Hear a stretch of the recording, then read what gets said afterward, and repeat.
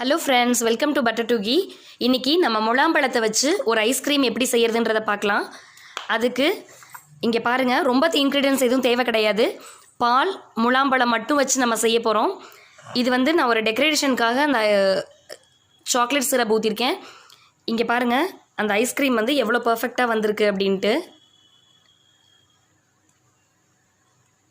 வாங்க இது எப்படி பண்ணுறதுன்றதை பார்க்கலாம்.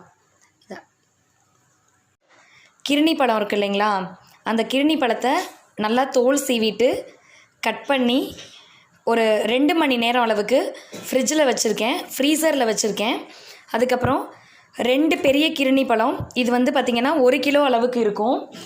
அதுக்கு நான் வந்து 1/2 லிட்டர் பால் வந்து ஃபுல் ஃபேட் மில்க், அப்படியே ஃபுல்லாக வந்து நம்ம வந்து எதுவும் ஆடை எடுக்காத அந்த பால் வந்து நல்லா காய்ச்சி அதையுமே கூட ஒரு 2 to 3 மணி நேரம் ஃப்ரீசரில் வச்சுருக்கேன். அது பாருங்கள், ஓரளவுக்கு நல்லா ஐஸாக ஸ்டார்ட் ஆகிருக்கு. நல்லா திக்காக இருக்கணும், தண்ணி கலக்காத பால் இது. இப்போ நம்ம ஐஸ்கிரீம் செய்ய ஸ்டார்ட் பண்ணிடலாம். நம்மளோட ஐஸ்கிரீமுக்கு நம்ம மிக்ஸி ஜாரில் ஃபஸ்ட்டு வந்து நம்ம எடுத்து வச்சுருக்க பழத்தை சேர்த்துக்கலாம். 1 கிலோ பழத்துக்கு நான் வந்து 1/2 லிட்டர் பால் எடுத்திருக்கேன். அந்த பாலில் சர்க்கரை முன்னாடியே போட்டுட்டேன், காய்ச்சி நல்லா சர்க்கரை போட்டு அதுக்கப்புறம் தான் வந்து அதை வந்து ஃப்ரீசரில் வச்சுருந்தேன். இதுவும் வந்து ஃப்ரீசரில் வச்சுருந்த பழம், அதனால் கொஞ்சம் திக்காக இருக்கும். அதை வந்து நமக்கு அப்படி தான் இருக்கணும் நம்ம ஐஸ்கிரீம் செய்கிறதுக்கு. இப்போ இதை ஃபுல்லாக நம்ம வந்து சேர்த்துக்கலாம். இப்போது நம்ம காய்ச்சி சர்க்கரை போட்டு ஃப்ரீசரில் வச்ச பால் 1/2 லிட்டர் எடுத்திருக்கேன் நான். இதே அளவுகளோட செஞ்சு பாருங்கள். இப்போ அந்த பாலை பாதி பால் அளவுக்கு சேர்த்துருக்கேன். இது பார்த்திங்கன்னா அந்த ஐஸ்கிரீமுக்கு அந்த ஐஸ் வந்து ஐஸாக ஸ்டார்ட் ஆனது, அதனால் அப்படி இருக்குது. இது அப்படியே நம்ம வந்து மிக்சியில் நல்லா அரைச்சிக்கலாம். இப்போது ஃபஸ்ட்டு ஓரளவுக்கு நல்லா அடித்ததுக்கப்புறம் மீதி இருக்கிற பாலையும் வந்து இதில் சேர்த்து மறுபடியும் ஒரு தடவை நல்லா கிரைண்ட் பண்ணிக்கலாம். இப்போ பாருங்கள், நல்லா ஸ்மூத் பேஸ்ட் ஆயிடுச்சு.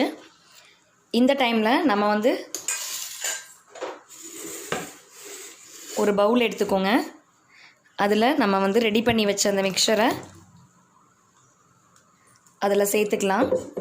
சேர்த்து நல்லா வந்து நீங்கள் வந்து இதை க்ளோஸ் பண்ணிவிட்டு, சுகர் வந்து உங்களோட விருப்பம்தான், எந்த அளவுக்கு நீங்கள் வேணுமோ உங்களோட சுகர் டேஸ்ட்டுக்கு ஏற்ற மாதிரி நீங்கள் வந்து போட்டுக்கோங்க. இதை வந்து இப்போ வந்து நான் ஒரு 3 மணி நேரத்துலேருந்து 4 மணி நேரம் வரை ஃப்ரிட்ஜில் வச்சு ஃபஸ்ட்டு எடுக்கணும். அதுக்கப்புறம் ஒரு ப்ராசஸ் பண்ணதுக்கப்புறம் மறுபடியும் வந்து நம்ம ஸ்டோர் பண்ணணும். இப்போ நான் இதை ஃப்ரிட்ஜில் வைக்கிறேன். இங்கே பாருங்கள் ஃப்ரெண்ட்ஸ், இப்போது வந்து நான் வந்து ஃப்ரிட்ஜில் வந்து ஒரு 3 hours வச்சதுக்கப்புறம் எடுத்திருக்கேன். இப்போது நம்ம இதை அப்படியே யூஸ் பண்ண முடியாது. இங்கே பாருங்கள், எவ்வளோ நல்லா வந்திருக்கு பாருங்கள். இப்போது பாதி அளவுக்கு இந்த அளவுக்கு நல்லா கொஞ்சம் திக்காகி வரும்போது, இங்கே பாருங்கள், இந்த அளவுக்கு வரும். இந்த அளவுக்கு வரும்போது மறுபடியும் வந்து நம்ம என்ன பண்ணணும்னா, மிக்ஸி ஜார் எடுத்து அதில் ஆட் பண்ணி நல்லா ஸ்மூத்தாக இருக்கணும் இல்லைங்களா, அதனால் அந்த ஐஸ்கிரீமோட டெக்ஸ்சர் கரெக்டாக வர்றதுக்காக நம்ம வந்து இப்போ என்ன பண்ணுறோம், இதை வந்து மறுபடியும் மிக்ஸியில் நல்லா பீட் பண்ணிவிட்டு வைக்கணும்.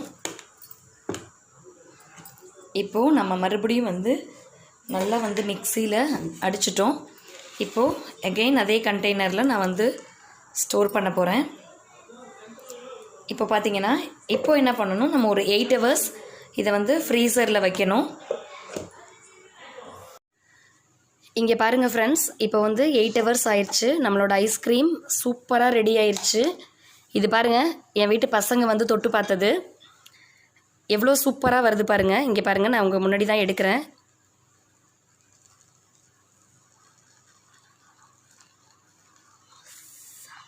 இங்கே பாருங்கள், எவ்வளோ பர்ஃபெக்டாக வந்திருக்கு பாருங்கள். கண்டிப்பாக உங்கள் வீட்டில் நீங்கள் இதை ட்ரை பண்ணி பாருங்கள். இப்போ 8 hours வச்சிங்கனாலே போதும், எவ்வளோ அழகாக வந்திருக்கு பாருங்கள். தேங்க்யூ ஃபார் வாட்சிங். எப்படி இருந்துச்சுன்னு மறக்காமல் கமெண்ட்ஸை வந்து என்னோட ஷேர் பண்ணிக்கோங்க. இப்போ நான் இதை வந்து ஒரு பவுலுக்கு ட்ரான்ஸ்ஃபர் பண்ணி காட்டுறேன் உங்களுக்கு. இது வந்து நான் ஒரு டெக்கரேஷனுக்காக அந்த சாக்லேட் சிரப் ஊற்றிருக்கேன். இங்கே பாருங்கள், அந்த ஐஸ்கிரீம் வந்து எவ்வளோ பர்ஃபெக்டாக வந்திருக்கு அப்படின்ட்டு.